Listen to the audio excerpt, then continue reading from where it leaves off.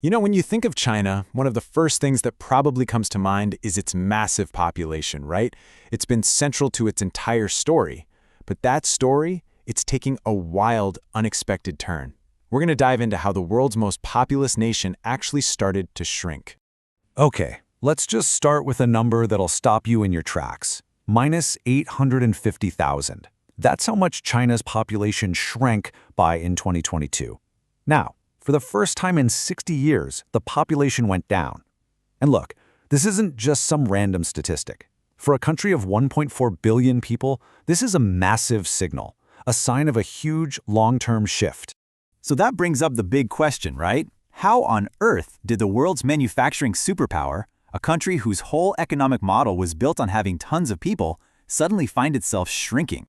And to really get why this is such a huge deal, you've got to look at China's economy. I mean, we all know it as the world's factory, right? Well, that wasn't an accident. It was powered by its people. Manufacturing makes up nearly 30% of its entire economy, and that's all thanks to a massive labor force. But here's the kicker. The very policies that helped build this incredible engine are the exact same ones that are causing it to sputter out now. So, to figure out what's happening now, we've got to go back in time. Because the seeds for today's population decline were actually planted decades ago, when the government was trying to fix the complete opposite problem, a population that was growing way, way too fast. Okay, so here's the timeline. Back in the 50s, after a terrible famine, there was this huge baby boom. We're talking families with an average of 6 kids. The government kind of panicked, seeing this as a major threat. So in the 70s, they tried a softer approach called the later, longer, fewer policy. But that didn't move the needle enough. So in 1980, they brought out the big guns, the infamous one-child policy. That policy didn't officially end until 2016, and it wasn't until 2021 that all the limits were finally scrapped. But by then, the damage was done. The mindset of an entire generation, multiple generations really, was already set in stone. And we have to be really clear about this. The human cost was just staggering. This wasn't a friendly suggestion from the government. It was enforced with incredibly harsh measures. I mean, just look at this quote. In a single year, China sterilized 20 million men and women and carried out nearly 15 million abortions. The government absolutely achieved its goal of slowing population growth, but it came at an unbelievable human price. So yeah, the government solved one problem, but in the process, they created a whole new one. It's this massive, unintended crisis, basically a demographic time bomb built on a really weird and difficult math problem. Okay, before we get into that math problem, let's quickly talk about a key idea, the replacement rate. It's pretty simple. For a population to just stay stable, not grow, not shrink, a couple needs to have about 2.1 kids on average. That's the magic number to replace themselves.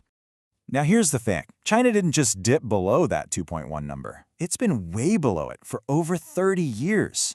So even after the government completely flipped the script and started begging people to have more kids, nothing changed. A new normal had totally set in.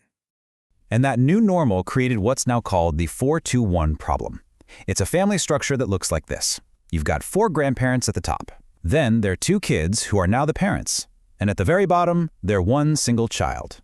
You can see how this basically creates an upside-down pyramid of pressure. All of a sudden, one single person is responsible for taking care of 2 parents and 4 grandparents.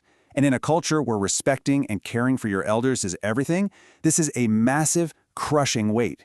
It's not just financial, it's this huge emotional burden that makes the thought of having kids of your own seem, well, pretty much impossible.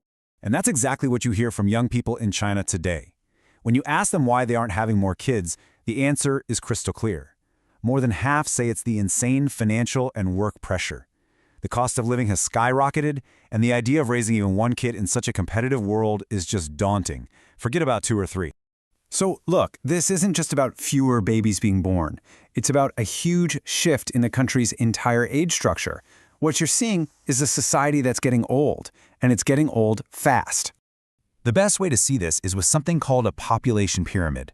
So, for a young, growing country, let's say like Kenya, the pyramid has a really wide base, that's all the young people, and it gets narrow at the top. But in an aging country, it's the complete opposite. You get a narrow base and a wide, heavy top.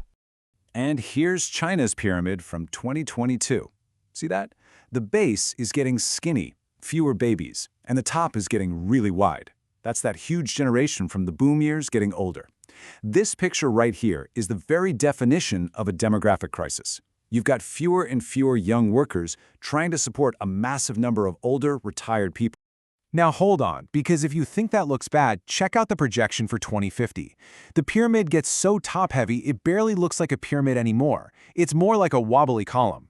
The imbalance gets even worse. You have a shrinking group of young people trying to support a ballooning population of seniors. The math just doesn't work.